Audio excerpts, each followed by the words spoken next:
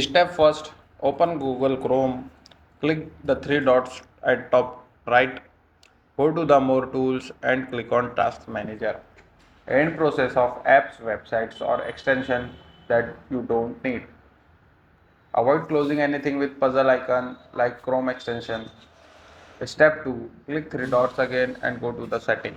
On the left, click on systems, turn off continue running background apps and turn off show system notification.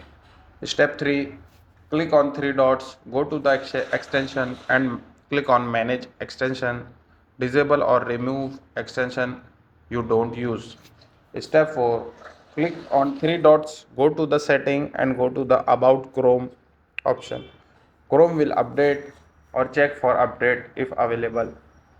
Step 5. In Windows, search type check for update, click it and update your computer. Final step, restart your PC. I hope your problem should be fixed.